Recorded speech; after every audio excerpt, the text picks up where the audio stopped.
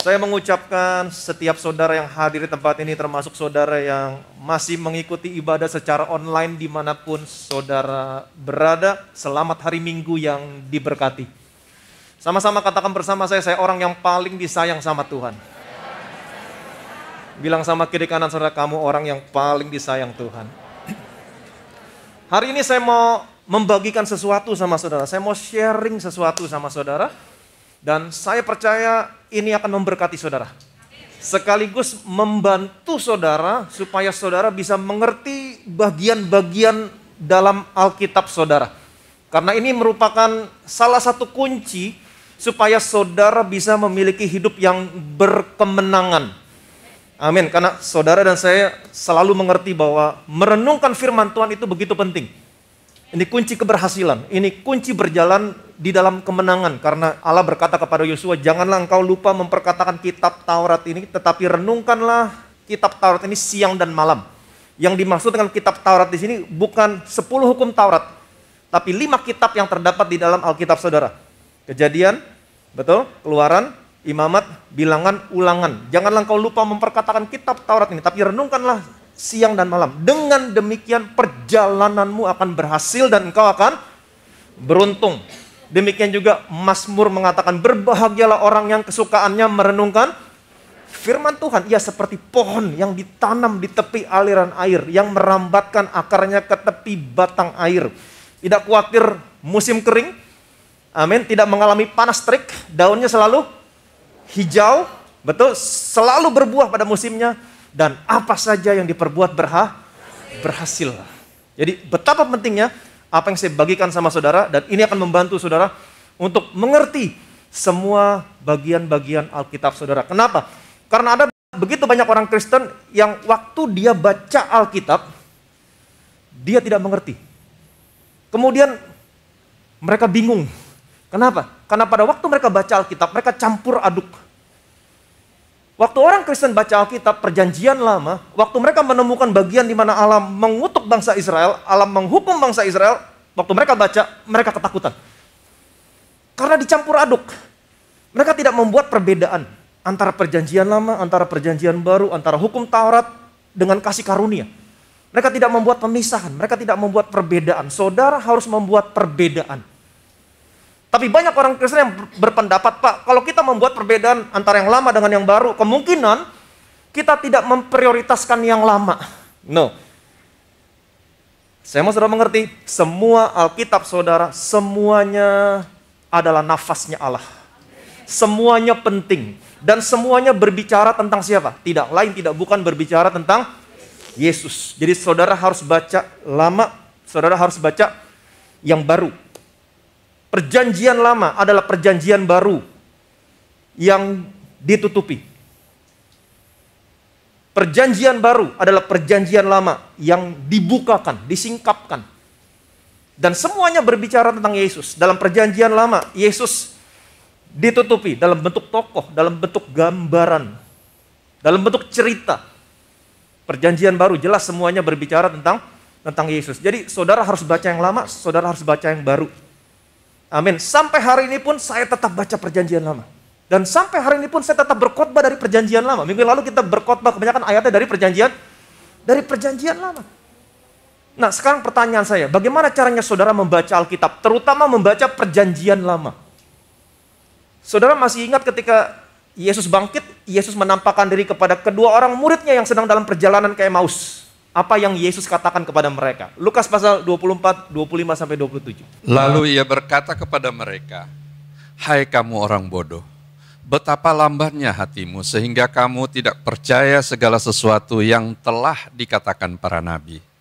Bukankah Mesias harus menderita semuanya itu untuk masuk ke dalam kemuliaannya? Lalu ia menjelaskan kepada mereka apa yang tertulis tentang dia dalam seluruh kitab suci. Mulai dari kitab-kitab Musa dan segala kitab nabi-nabi. Perhatikan baik-baik, di ayat yang ke-27 dikatakan, lalu ia menjelaskan kepada mereka apa yang tertulis tentang siapa? Tentang Yesus. Dalam seluruh kitab suci. Saya mau saudara mengerti, kitab suci yang mereka miliki saat itu hanya kitab-kitab Musa, 5 kitab yang pertama dalam Alkitab saudara. Betul? Kejadian, Keluaran, Imamat, Bilangan, Ulangan, dan segala kitab nabi-nabi. Nah, kitab Musa dan kitab nabi-nabi sekarang menjadi bagian dalam perjanjian lama dari Alkitab saudara. Jadi dengan kata lain, pertanyaan saya, bagaimana caranya Yesus menjelaskan perjanjian lama kepada mereka? Bagaimana caranya Yesus menjelaskan perjanjian lama kepada muridnya? Yesus menjelaskan perjanjian lama kepada mereka tentang semua yang tertulis tentang siapa? Tentang Yesus. Jadi kalau saudara baca perjanjian lama, saudara harus bisa melihat Yesus di dalamnya. Yesus disembunyikan di dalam perjanjian lama. Itu sebabnya harus dijelaskan. Amin. Karena mereka tidak melihat. Jadi sekali lagi, perjanjian lama adalah perjanjian baru yang disembunyikan. Perjanjian baru adalah perjanjian lama yang disingkapkan. Semuanya berbicara tentang siapa? Tentang Yesus. Itu sebabnya Timotius berkata begini. Ingatlah dan pesankanlah semuanya itu dengan sungguh-sungguh kepada mereka di hadapan Allah, agar jangan mereka bersilat kata. Karena hal itu sama sekali tidak berguna, malah mengacaukan orang yang mendengarnya. Usahakanlah supaya engkau layak di hadapan Allah sebagai seorang pekerja yang tidak usah malu, yang berterus terang memberitakan perkataan kebenaran itu. Perhatikan baik-baik, ini pesan Paulus kepada Timotius. Paulus menulis surat kepada Timotius. Paulus berpesan kepada Timotius, kamu tolong ingetin. Pesan kepada mereka yang mau memberitakan firman Tuhan, jangan bersilat kata. Jangan sampai orang yang mendengar itu menjadi kacau. Usahakanlah. Kata usahakan di sini dalam bahasa Yunaninya adalah spodaso, yang artinya apa? Study, belajar. Jadi kalau saudara mau jadi pendeta, jadi pengkhotbah, jadi penginjil, atau saudara mau sharing firman Tuhan, saudara harus belajar. Study. Bilang sama kiri kanan saudara, kamu harus belajar. Seberapa banyak saudara menyadari setiap minggu di tempat ini saudara bukan hanya mendengar khotbah, tapi saudara belajar. Amin, kamu harus belajar. Supaya engkau layak di hadapan Allah sebagai seorang pekerja yang tidak usah malu, yang berterus terang memberitakan perkataan kebenaran ini. Berterus terang, kata berterus terang di sini terjemahannya ortotomeo, yang artinya apa? Rightly dividing. Memisahkan dengan benar. Jadi kalau saudara mau jadi pengkhotbah, pendeta, penginjil, atau saudara mau membawakan firman Tuhan, saudara harus study rightly dividing. Saudara harus belajar memisahkan Alkitab dengan benar. Antara perjanjian lama, perjanjian baru, antara hukum Taurat dengan kasih karunia, saudara harus memisahkan dengan benar. Martin Luther berkata, orang yang tidak bisa membedakan antara hukum Taurat dengan kasih karunia, Martin Luther berkata, mereka adalah teolog yang sejati. Ini Martin Luther yang bilang. Bukan saya yang bilang, Martin Luther yang bilang. Dan Martin Luther berkata begini, hukum Taurat untuk orang sombong, tapi kasih karunia untuk orang yang hancur hati. Dan Martin Luther membedakan, memisahkan antara perjanjian lama, perjanjian baru, hukum Taurat dengan kasih karunia. Dan Martin Luther mengadakan reformasi yang luar biasa. Jadi letak perbedaannya adalah antara perjanjian lama dan perjanjian baru. Saudara harus belajar, study rightly dividing. Ketika saudara mau berkhotbah, ketika saudara mau menginjil, sharing firman Tuhan, atau ketika saudara membaca firman Tuhan, saudara harus belajar memisahkan dengan benar. Study rightly dividing. Antara perjanjian lama dengan perjanjian baru, antara hukum Taurat dan kasih karunia. Saudara harus mengerti posisi saudara di mana. Saudara dan saya adalah orang-orang yang tidak lagi hidup di bawah hukum Taurat. Tapi saudara adalah orang hidup di bawah kasih karunia. Bukan berarti saudara nggak perlu baca perjanjian lama. No. Saudara harus tetap baca perjanjian lama. Bagaimana cara baca perjanjian lama? Lihat Yesus di dalamnya. Karena Yesus disembunyikan di sana. Amin. Tetapi saudara tidak hidup di bawah sistemnya. Yaitu hukum Taurat. Tapi saudara harus tetap baca perjanjian lama. Tapi tidak hidup di bawah sistem hukum Taurat. Tahukah saudara bahwa hukum Taurat bukan untuk orang benar? Paulus berkata lagi begini sama Timotius. Kita tahu bahwa hukum Taurat itu baik kalau tepat digunakan. Yakni dengan keinsafan bahwa hukum Taurat itu bukanlah bagi orang yang benar.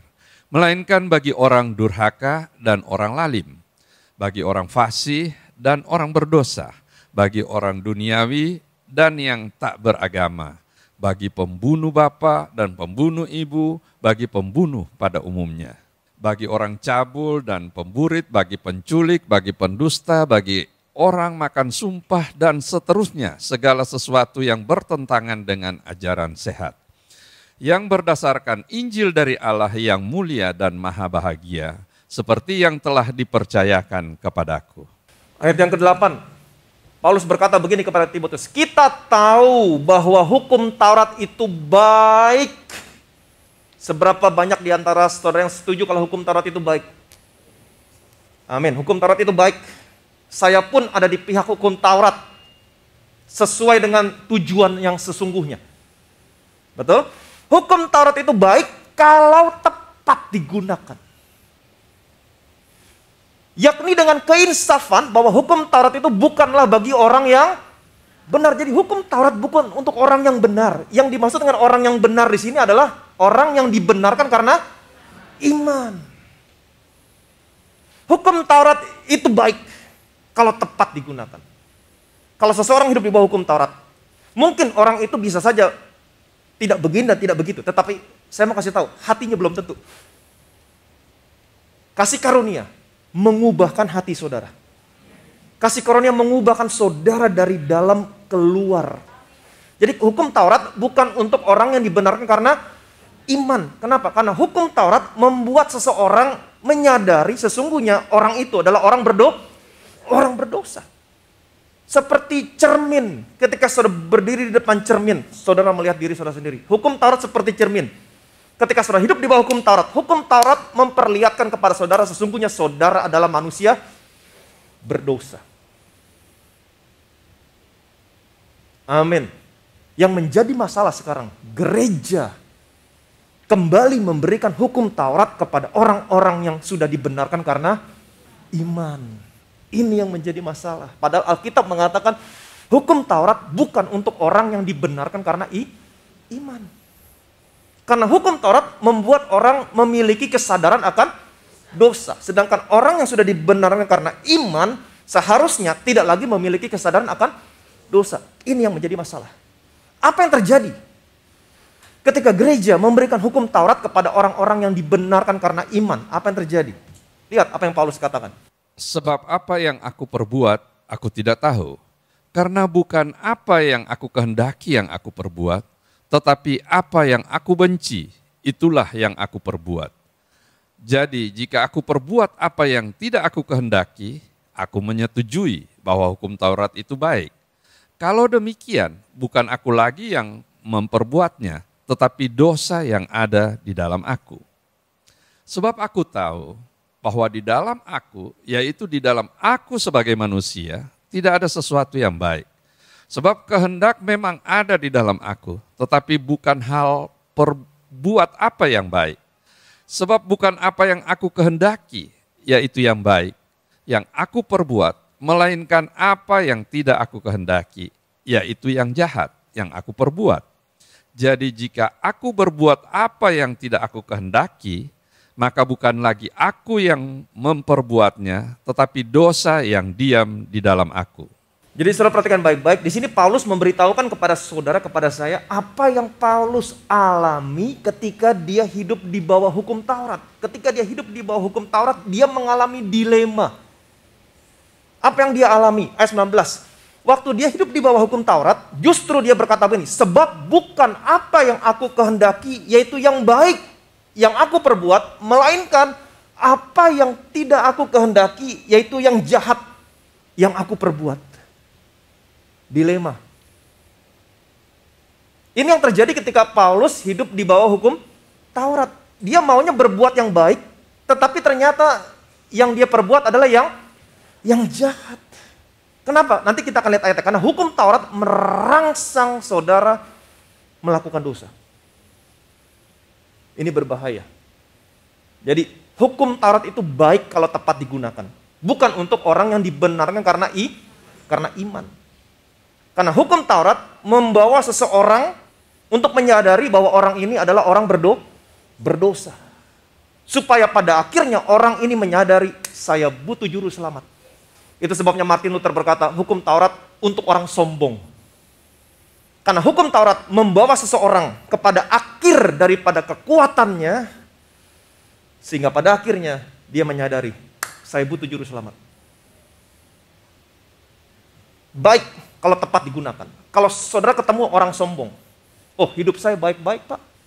Hidup saya tidak seperti teroris atau mafia. Saya hanya merokok. Merokok tidak dosa kan? Kan merokok nggak ada dalam hukum Taurat. Oke, pakai hukum Taurat. Kamu pernah berzina nggak? Oh saya tidak pernah tidur sama perempuan. Kamu pernah lihat perempuan dan kamu menginginkan, tapi kan saya nggak tidur. Tapi Tuhan berkata, kamu lihat, kamu inginin, kamu sudah berzina. Kena. Hukum Taurat membawa seseorang kepada akhir daripada kekuatannya sendiri, sehingga dia menyadari dia orang berdosa dan dia butuh juru selamat. Kamu pernah membunuh? Enggak, saya tidak pernah membunuh. Menyakiti orang pun saya tidak pernah. Tapi apakah kamu pernah benci seseorang? Ada yang kamu benci? Tapi kan saya nggak membunuh. Kalau kamu benci saudaramu dalam hatimu, kamu sudah membunuh. Hukum Taurat baik kalau tepat digunakan. Untuk siapa? Bukan untuk orang benar. Tapi untuk orang berdosa, orang sombong, orang fasik yang merasa dirinya benar. Untuk membawa mereka kepada akhir daripada kekuatan sendiri. Sehingga mereka akhirnya menyadari, saya orang berdosa, saya butuh juru selamat. Jadi saudara harus mengerti tempat posisi saudara. Saudara tidak lagi hidup di bawah hukum Taurat, tetapi saudara hidup di bawah kasih karunia. Tapi banyak sekali orang Kristen yang tetap berpendapat, Pak, kalau orang Kristen tidak hidup di bawah hukum Taurat, nanti orang Kristen hidupnya bisa seenak-enaknya. Tidak kudus. Nah, saya mau tanya sama saudara, kekudusan saudara karena iman atau karena perbuatan? Ada yang bilang, karena perbuatan Pak. Oh enggak, dua-duanya Pak, iman dan perbuatan. Pembenaran saudara karena iman. Demikian juga kekudusan saudara karena iman. Itu sebabnya kalau saudara baca kitab Roma pasal 7 secara keseluruhan, di situ Paulus mempergunakan satu kiasan untuk berbicara kepada orang-orang yang hidupnya di bawah hukum Taurat. Dan Paulus menggunakan ilustrasi hubungan antara suami dan istri. Dan Paulus berkata begini, seorang istri dia terikat sama suaminya selama suaminya hidup. Dia dianggap berzina kalau dia menjadi istri dari laki-laki lain. Tetapi apabila suaminya mati, lepaslah ia dari hukum yang mengikat kepada suaminya. Tidaklah ia berzina apabila ia menjadi istri dari laki-laki lain. Ilustrasi ini Paulus katakan, kemudian Paulus kasih tahu aplikasinya. Aplikasinya begini, ayat yang keempat. Sebab itu, saudara-saudaraku, kamu juga telah mati bagi hukum Taurat oleh tubuh Kristus, supaya kamu menjadi milik orang lain, yaitu milik Dia yang telah dibangkitkan dari antara orang mati, agar kita berbuah bagi Allah. Sebab itu saudara-saudaraku, kamu juga telah mati bagi hukum Taurat oleh tubuh Kristus. Saudara sudah mati bagi hukum Taurat oleh tubuh Kristus. Saudara sudah menjadi milik yang lain. Milik siapa? Milik Yesus. Yaitu Dia yang telah dibangkitkan dari antara orang mati agar kita berbuah bagi Allah. Jadi kalau orang tanya sama saudara, kenapa kamu tidak lagi hidup di bawah hukum Taurat? Karena saya sudah mati bagi hukum Taurat oleh tubuh Kristus. Amin. Dan sekarang saya menjadi milik Kristus. Untuk apa? Berbuah bagi. Pertanyaan saya, apakah hidup saudara lebih buruk ketika saudara menjadi milik Kristus dibanding saudara hidup di bawah hukum Taurat? Tidak. Hidupmu lebih baik. Amin. Ketika kamu hidup di bawah kasih karunia, menjadi milik Kristus, kamu berbuah bagi Allah, menghasilkan buah-buah yang baik. Amin. Ayat yang kelima, perhatikan baik-baik. Sebab waktu kita masih hidup di dalam daging, hawa nafsu dosa yang dirangsang oleh hukum Taurat bekerja dalam anggota-anggota tubuh kita agar kita berbuah bagi maut. Sebab waktu kita masih hidup di dalam daging. Apa yang dimaksudkan hidup dalam daging? Hidup di bawah hukum Taurat. Hawa nafsu dosa yang dirangsang oleh hukum Taurat bekerja dalam anggota-anggota tubuh kita agar kita berbuah bagi maut. Saudara bisa lihat bedanya? Ketika saudara hidup di bawah hukum Taurat, justru hukum Taurat merangsang saudara. Merangsang hawa nafsu dosa. Yang dirangsang oleh hukum Taurat bekerja dalam anggota-anggota tubuh saudara. Saudara berbuah bagi maut. justru merangsang saudara berbuat dosa. Hati-hati. Kayak contohnya begini. Kalau saudara ada di ruangan ini seorang diri, nggak ada siapapun. Pintu tertutup rapat semua, nggak ada siapapun. Saudara duduk di depan. Kemudian saudara lihat tirai ini. Di sana ada tulisan, dipasang tulisan. Jangan pernah dibuka. Jangan pernah dibuka. Berbahaya. Saudara lihatin tulisannya. Jangan pernah dibuka, berbahaya. Ada apa ya di sana ya? Saudara lihat kiri kanan, nggak ada orang. Saudara lihat ke belakang, nggak ada orang. Saudara jalan ke sana, nggak ada orang. Saudara duduk lagi. Semakin saudara liatin, jangan dibuka, berbahaya. Saudara semakin dirangsang untuk buka. Betul? Saudara lihat lagi ke sana, nggak ada orang. Ada apa ya? Jangan dibuka, berbahaya. Saudara naik ke mimbar. Jangan dibuka, berbahaya. Saudara deketin lagi, jangan dibuka, berbahaya. Pada akhirnya saudara buka. Hawa nafsu dosa dirangsang oleh hukum Taurat bekerja dalam anggota-anggota tubuh saudara supaya saudara berbuah bagi maut. Jadi saudara harus mengerti apa tujuannya Tuhan memberikan hukum Taurat. Saya di pihak Tuhan, saya di pihak hukum Taurat untuk tujuan yang benar. Untuk apa? Tuhan memberikan 10 hukum Taurat sebagai penuntun. Alkitab bilang sebagai penuntun sampai kepada Kristus. Kenapa? Karena bangsa Israel itu bangsa yang sombong, tegar tengkuk, merasa dirinya benar, merasa dirinya mampu. Tuhan kasih hukum Taurat untuk membawa mereka kepada akhir dari kemampuan mereka, menuntun kepada Kristus sehingga pada akhirnya mereka berteriak, Tuhan, saya butuh juru selamat. Itu tujuan hukum Taurat diberikan. Jadi hukum Taurat tidak bisa membuat orang menjadi kudus. Saya mau saudara mengerti, tidak bisa menjadi kudus. Justru hukum Taurat memperlihatkan kepada seseorang betapa berdosanya kamu. Membawa dia pada akhir kekuatan supaya mereka menyadari dan berteriak, saya butuh juru selamat. Hukum Taurat tidak bisa membuat orang menjadi kudus. Jadi kekudusanmu bukan karena hukum Taurat. Kekudusanmu karena iman. Saudara dikuduskan karena iman. Saudara masih ingat ayat minggu yang lalu yang kita lihat? Pada waktu Petrus berkhotbah di rumah Kornelius. Kornelius bukan orang percaya. Betul? Kalau dia bukan orang percaya artinya dia termasuk orang yang berdosa. Dia bangsa Romawi. Dia belum diselamatkan. Petrus datang ke rumah Kornelius dan Petrus berkhotbah begini. Oleh karena dialah semua nabi telah bersaksi. Betul? Barang siapa percaya kepada namanya, maka mereka akan mendapatkan pengampunan dosa karena namanya.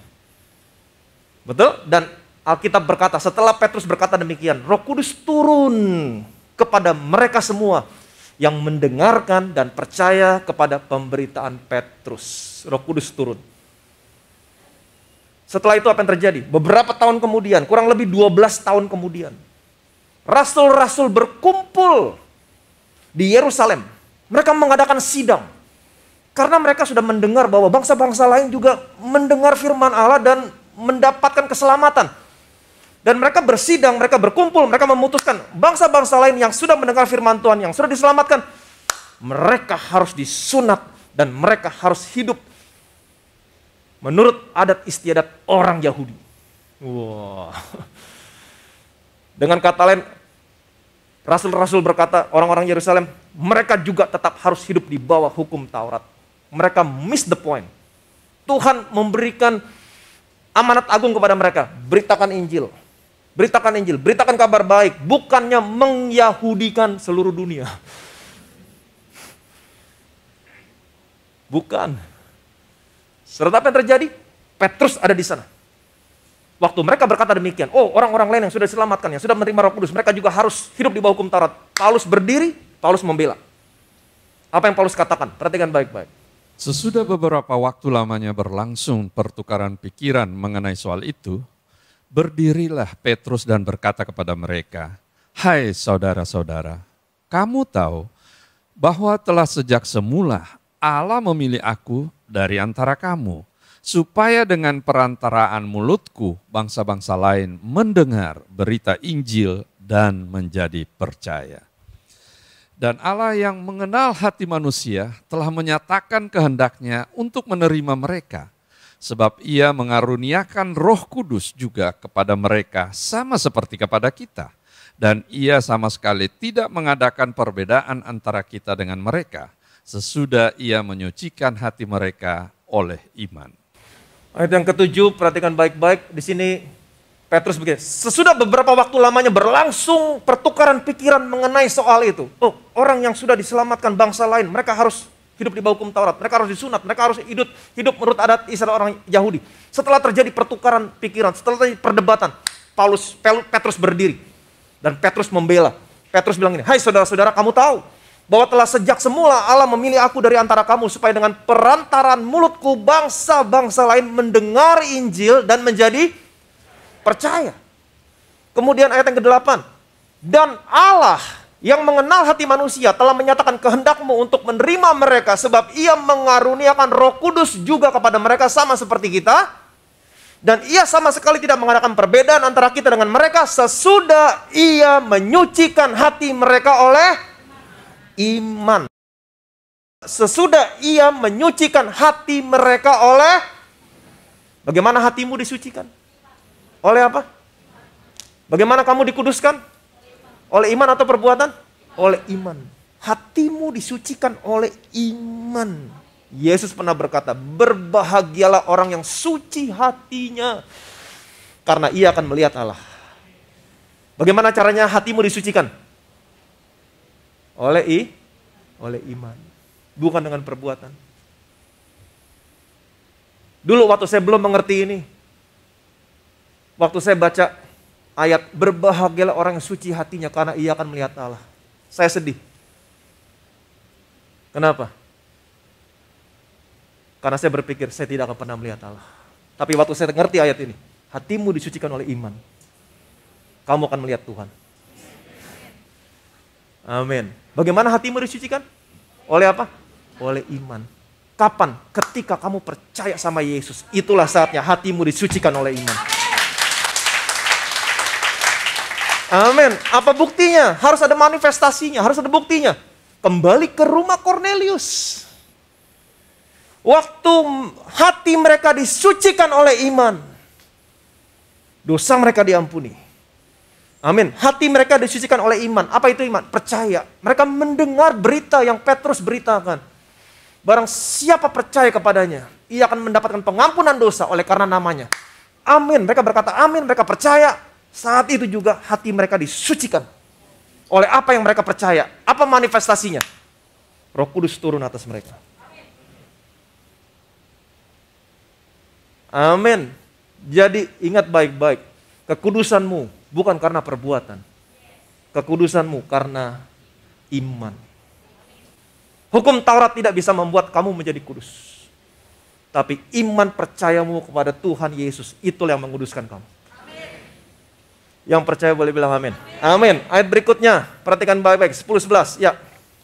Kalau demikian, mengapa kamu mau mencobai Allah dengan meletakkan pada tengkuk murid-murid itu suatu kuk yang tidak dapat dipikul baik oleh nenek moyang kita maupun oleh kita sendiri? Sebaliknya kita percaya bahwa oleh kasih karunia Tuhan Yesus Kristus kita akan memperoleh keselamatan sama seperti mereka juga. Selanjutnya Petrus berkata begini, kalau demikian, kalau halnya demikian, kalau mereka disucikan dengan iman bukan dengan hukum Taurat, kenapa kamu mau mencobai Allah dengan meletakkan pada tengkuk murid-murid itu suatu kuk? Kuk di sini maksudnya apa? Hukum Taurat. Kalau demikian, kenapa kamu mencobai Allah dengan meletakkan pada tengkuk murid-murid itu hukum Taurat yang jelas-jelas tidak dapat dipikul baik oleh nenek moyang kita maupun oleh kita sendiri? Kenapa kita mau kasih hukum Taurat juga kepada mereka yang jelas-jelas kita sendiri nggak bisa pikul? Sebaliknya kita percaya, oleh kasih karunia Tuhan Yesus, kita akan beroleh keselamatan sama seperti mereka juga. Dan pada akhirnya mereka sepakat, yaudah nggak perlu kasih hukum Taurat. Gereja mula-mula sudah memutuskan Ini keputusan gereja mula-mula. Bangsa-bangsa lain yang percaya sama Yesus tidak perlu lagi disunat, tidak perlu lagi hidup di bawah hukum Taurat, dan tidak perlu lagi hidup menurut adat istiadat orang Yahudi. Nggak perlu. Ini keputusan gereja mula-mula. Tetapi yang membuat saya bingung, kenapa gereja zaman akhir malahan mau memberikan hukum Taurat?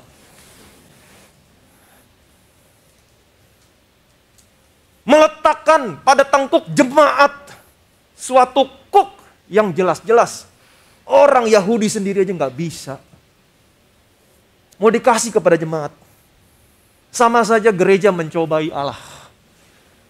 Kamu mencobai Allah dengan meletakkan pada tangkuk murid-murid itu suatu kuk yang tidak dapat dipikul baik oleh nenek moyang kita maupun oleh kita sendiri. Pak, Bu, jangan lagi hidup di bawah hukum Taurat. Kamu nggak bisa.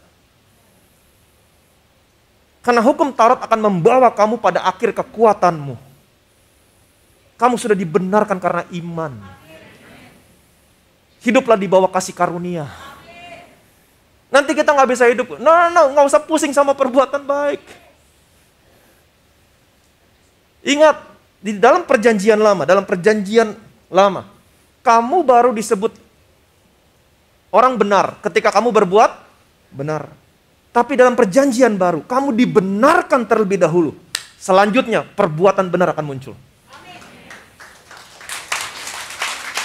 Amin. Perbuatan benar akan muncul.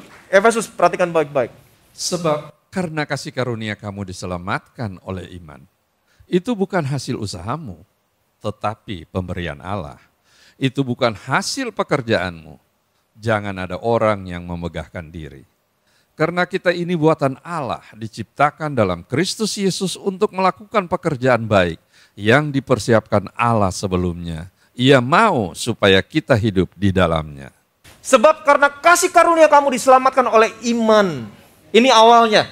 Oleh kasih karunia kamu diselamatkan oleh iman. Karena kasih karunia kamu diselamatkan oleh iman. Itu bukan hasil usahamu, tapi pemberian Allah. Itu bukan hasil pekerjaanmu. Jangan ada seorang pun yang memegahkan diri. Amin. Jadi saudara diselamatkan, kemudian saudara dibenarkan, dan saudara dikuduskan. Saudara menjadi ciptaan yang baru. Amin. Kita adalah ciptaan yang baru dalam Kristus. Karena kita ini buatan Allah, diciptakan dalam Kristus Yesus. Saudara diselamatkan, dibenarkan, dikuduskan, menjadi ciptaan yang baru. Untuk apa? Melakukan perbuatan yang baik. Perbuatan baik muncul kemudian. Nah, perhatikan baik-baik urutannya. Diselamatkan, disucikan, dibenarkan, diciptakan kembali menjadi ciptaan yang baru dalam Kristus untuk melakukan perbuatan baik. Perbuatan baik muncul pada akhirnya. Yuk, berikan dulu kemuliaan dan meriah bagi nama Yesus.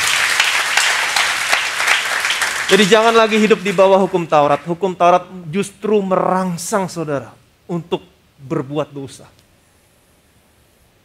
Paulus dilema. Ketika aku hidup di bawah hukum Taurat, bukan apa yang baik yang aku mau lakukan, justru apa yang jahat itu yang aku lakukan. Itu yang aku lakukan. Dan saya percaya saudara akan mengalami pengalaman yang sama seperti Paulus alami ketika kamu mau hidup di bawah hukum Taurat. Yesus sudah genapi hukum Taurat buat saudara. Dia menyediakan kematian buat saudara. Kematian Yesus, kematian saudara. Saudara sudah mati bagi hukum Taurat. Ingat yang Paulus katakan, seorang istri terikat kepada suaminya selama suaminya saudara terikat kepada hukum Taurat. Selama tidak ada kematian yang memisahkan kamu dengan hukum Taurat. Tapi Yesus begitu mengasihimu, dia datang ke dalam dunia ini. Saudara butuh kematian untuk terpisah dari hukum Taurat. Itu sebabnya dia menyediakan kematian buat saudara. Dia gantikan posisimu. Dia mati di atas kayu salib. Kematian Yesus, kematian saudara. Itulah kematianmu terhadap hukum Taurat. Kamu sudah terpisah dari hukum Taurat. Resmi. Amin. Dan sekarang kamu menjadi milik orang lain. Paulus berkata, kalau suamimu sudah mati, kamu menjadi milik laki-laki lain, kamu tidak berzina. Jadi Tuhan selesaikan ini dengan cara yang benar. Dengan cara yang benar. Dia menyediakan kematian buat saudara. Amin. Kematian Yesus, kematian saudara. Saudara terpisah dari hukum Taurat. Resmi, sah. Dan kamu sekarang menjadi milik orang lain. Milik Yesus yang dibangkitkan dari antara mereka untuk berbuah bagi Allah. Menghasilkan buah-buah yang baik. Ketika kamu hidup di bawah hukum Taurat, kamu menghasilkan buah bagi maut. Kamu menjadi orang Kristen yang dikalahkan. Saya tidak mau saudara menjadi orang Kristen dikalahkan. Saya mau saudara menjadi orang Kristen yang berkemenangan. Berbuah bagi Allah. Ada haleluya. Ayat yang terakhir. Tetapi sekarang kita telah dibebaskan dari hukum Taurat. Sebab kita telah mati bagi Dia yang mengurung kita. Sehingga kita sekarang melayani dalam keadaan baru menurut roh dan bukan dalam keadaan lama menurut huruf hukum Taurat. Tetapi sekarang kita telah dibebaskan dari hukum Taurat sebab kita telah mati bagi Dia. Saudara sudah mati bagi hukum Taurat. Saudara tidak lagi hidup di bawah hukum Taurat. Yang mengurung kita sehingga kita sekarang karena kita sudah bebas dari hukum Taurat, kita sekarang melayani dalam keadaan baru menurut roh. Amin. Dan bukan dalam keadaan lama menurut huruf hukum Taurat. Praktisnya begini. Allah memberikan 10 hukum Taurat kepada bangsa Israel. Hukumnya ditulis pada 2 buah loh batu. Dikasih kepada bangsa Israel. Artinya apa? Allah menuntun mereka dari luar. Hukumnya di luar. Ditulis. Tapi dalam perjanjian baru, Allah menuntun saudara, menuntun saya dari dalam. Dia memberikan rohnya sama saudara, dia akan menuntun saudara dari dalam. Minggu depan kita akan sama-sama belajar bagaimana caranya hidup dipimpin oleh roh secara praktis. Amin. Dia akan menuntun saudara dari dalam. Jadi saudara nggak perlu takut kalau nggak hidup di bawah hukum Taurat, hidupmu akan semakin buruk. Tidak. Ketika kamu hidup di bawah kasih karunia, Tuhan justru menuntun saudara dari dalam. Dia mengubahkan dari dalam keluar. Hidupmu akan semakin baik. Berbuah bagi Allah. Kalau saudara mau lihat perbedaannya, saudara bisa lihat di Lukas pasal 18, Lukas pasal 19. Di Lukas pasal 18, Tuhan kasih 2 cerita berdampingan supaya saudara bisa belajar. Apa bedanya hidup di bawah hukum Taurat, apa bedanya hidup di bawah kasih karunia. Di Lukas pasal 18, di situ ada seorang anak muda yang kaya. Dia datang sama Yesus. Dan dia berkata begini, guru yang baik, apa yang harus aku perbuat? Perbuat. Jadi dia mengenakan perbuatannya. Supaya aku bisa masuk kerajaan surga. Apa yang harus aku perbuat? Dan Tuhan memberikan 10 hukum Taurat. Banyak orang berkata, Tuhan kasih 10 hukum Taurat. Bukan, Tuhan hanya menjawab pertanyaan anak muda ini. Kan dia bertanya, apa yang harus aku perbuat? Oke, kamu sudah tahu hukum Taurat? Iya. Jangan berzina, jangan mencuri, jangan membunuh, jangan bersaksi, terus semua 10. Dan Tuhan bilang begini, lakukan semuanya. Dan anak muda ini berkata, sejak kecil aku sudah melakukan semuanya. Tapi Tuhan tahu, tidak ada seorang pun yang sempurna. Dan Tuhan berkata begini, Tuhan tahu dia orang kaya. Tuhan bilang gini, sekarang kamu pulang, jual milikmu, bagiin sama orang miskin. Dengan kata lain, Tuhan mau kasih pilihan sama dia. Kamu pilih Mamon atau pilih saya? Apa yang terjadi? Ketika anak muda ini mendengar, jual semua hartanya. Bagian para orang miskin. Alkitab mencatat, anak muda ini pergi dengan sangat sedihnya. Artinya dia pilih apa? Dia pilih uangnya. Hukum nomor 1 berkata, jangan ada padamu Allah lain di hadapanku. Allahnya dia Mamon. Gagal. Selesai. Dikasih hukum Taurat, gagal. Malah dia pergi. Tapi di dompetnya tertutup. Enggak sepeser pun dikasih. Lukas pasal 19. Ada seorang berdosa yang namanya siapa? Sakius. Pemungut cukai, pengkhianat bangsa, the outsider, tidak dianggap. Waktu Yesus ketemu Sakius, Yesus tidak kasih hukum Taurat. Sakius, kamu curi duit orang, kamu masuk neraka kamu kalau nggak balikin. Tidak. Yesus memberikan kasih karunia. Amin. Sakius, aku harus makan di rumahmu. Wow, nggak ada orang yang mau makan sama Sakius. Dia orang yang dibenci, tapi Tuhan kasih karunia. Sakius turun, dia berlari, dia sediain makanan. Dan ketika dia mengalami kasih karunia Tuhan, Sakius bilang gini, Tuhan, sekiranya ada yang kuperas, aku kembali 4 kali lipat Tuhan. Setengah dari milikku akan kubagikan kepada orang miskin, dan sekiranya ada yang kuperas, aku balikin 4 kali lipat. Tuhan tidak kasih hukum Taurat. Tuhan kasih karunia. Tapi kasih karunia mengubahkan hatinya dari dalam keluar. Dompetnya terbuka lebar. Sudah bisa lihat bedanya. Hukum Taurat berkata, jangan mencuri. Apa yang terjadi? Orang itu mencuri. Tapi kasih karunia dari dalam mengajar. Dia tidak mengajar jangan mencuri. Tapi dia berkata, give. Hukum Taurat, jangan ambil. Apa yang terjadi? Orang ambil. Tapi kasih karunia, dia tidak berkata, jangan ambil. Tapi di dalam sini akan berkata, give. Memberi. Ketika kamu hidup di bawah kasih karunia, kamu bukannya mau mencuri, malahan kamu mau memberi. Buah-buah yang baik akan muncul. Jadi jangan khawatir, oh kita nggak hidup di bawah hukum Taurat, oh nanti kita hidup seenaknya. No. Ketika kamu tidak lagi hidup di bawah hukum Taurat, Tuhan akan menuntun saudara dari dalam. Dari dalam dia akan tuntun saudara, dari dalam dia akan pimpin saudara, dari dalam dia akan bimbing saudara, dia akan memberitahukan sama saudara. Amin. Dan saudara akan memiliki kehidupan yang memuliakan Tuhan. Jadi jangan lagi hidup di bawah hukum Taurat. Jadi ini bedanya. Saudara harus study rightly dividing Alkitab saudara. Saudara harus belajar memisahkan dengan benar. Ketika kamu baca firman Tuhan. Ini kunci sukses saudara.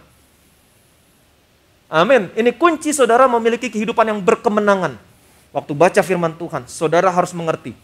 Rightly dividing. Memisahkan dengan benar. Mana perjanjian lama, mana perjanjian baru. Mana hukum Taurat, mana kasih karunia. Lihat Yesus di dalamnya. Amin. Ketika kamu baca perjanjian lama, lihat Yesus di dalamnya. Lihat dari sudut pandang kasih karunia. Amin. Jangan lagi hidup di bawah sistemnya, hukum Taurat. Jangan. Kalau saudara campur aduk, saudara kacau. Saudara nggak mendapat apa-apa. Seperti yang minggu lalu kita sudah sama-sama belajar. Kita memperingati hari kenaikan Tuhan Yesus ke surga. Yesus naik ke surga menjadi pembela bagi saudara. Hari ini kamu punya pembela di surga. Berbeda sama zaman Ayub. Kalau saudara baca kitab Ayub, dan sekarang masih banyak orang Kristen yang berkata, Tuhan yang memberi, Tuhan yang mengambil. Apakah benar demikian? Tidak. Kenapa hal itu bisa terjadi sama Ayub? Kenapa? Kenapa bisa terjadi sama Ayub? Kita tahu kalau kita baca terus kitab Ayub, Ayub akhirnya berkata, sekiranya ada wasit, sekiranya ada pembela. Ayub tidak punya pembela saat itu. Yang ada hanya pendakwah. Selesai Ayub. Tapi hari ini, Tuhan begitu baik. Keadaannya berbeda 180 derajat. Itu sebabnya saudara harus rightly dividing. Zaman Ayub tidak ada pembela. Tapi zaman saudara, zaman saya. Yesus mati, Yesus bangkit, Yesus naik ke surga. Dia bawa darahnya sendiri, dia kuduskan surga. Sehingga hari ini tidak lagi ada pendakwa yang mendakwa kamu siang dan malam di hadapan Allah. Yang ada hanya pembela di surga. Itu sebabnya apa yang terjadi sama Ayub nggak akan pernah bisa terjadi sama saudara. Saudara harus rightly dividing. Tapi masih banyak orang Kristen yang percaya apa yang terjadi sama Ayub bisa terjadi sama Ayub. Itu sebabnya dia khawatir tiap hari. Anaknya belum pulang, dia nggak bisa tidur. Khawatir, jangan-jangan anak saya seperti anak Ayub. Kacau. Saudara tidak bisa hidup sebagai orang Kristen yang berkemenangan. Saudara hidup sebagai orang Kristen yang dikalahkan. Setiap malam nggak bisa tidur, setiap hari penuh kekhawatiran. Berjalan dalam kekhawatiran, berjalan dalam ketakutan. Ini hidup orang Kristen yang dikalahkan. Kamu harus memiliki kehidupan orang Kristen yang berkemenangan. Kuncinya di sini. Rightly dividing. Perjanjian lama, perjanjian baru. Dan Paulus berkata, aku menyerahkan kamu kepada firman kasih karunia. Amin. Firman kasih karunia. Bukan firman hukum Taurat, tapi firman kasih karunia. Yang berkuasa membangun kamu. Amin. Jadi ketika saudara mendengar firman kasih karunia, bukannya saudara malah bobrok. Enggak, saudara dibangun. Dan berkuasa menganugerahkan kepada kamu. Wow. Bagian yang sudah ditentukan untuk diterima oleh orang-orang kudusnya. Jadi ketika saudara rightly dividing, saudara mengerti, oh ini hukum Taurat, ini kasih karunia, dan saya mau bertumbuh dalam firman kasih karunia, maka saya percaya saudara akan bertumbuh, berbuah bagi Allah, menghasilkan buah-buah yang baik, perbuatan-perbuatan benar akan muncul, bertumbuh. Dan lebih daripada itu, semua yang Tuhan janjikan untuk diterima orang kudus akan diberikan kepada saudara, berikan kepada saya. Diberkatilah saudara, diberkatilah saya. Amin. Saudara mengerti sampai di sini? Rightly dividing. Bilang sama kiri kanan saudara, kamu harus belajar memisahkan dengan benar. Amin. Jangan campur aduk, jangan pukul rata. Kalau campur aduk, pukul rata, saudara kacau. Betul?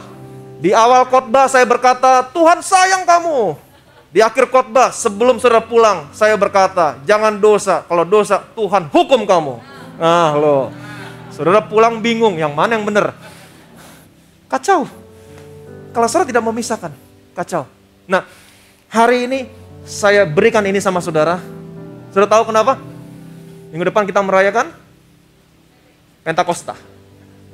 Kemudian setelah Pentakosta, beberapa minggu ke depan, saya khusus mau berbicara tentang akhir zaman.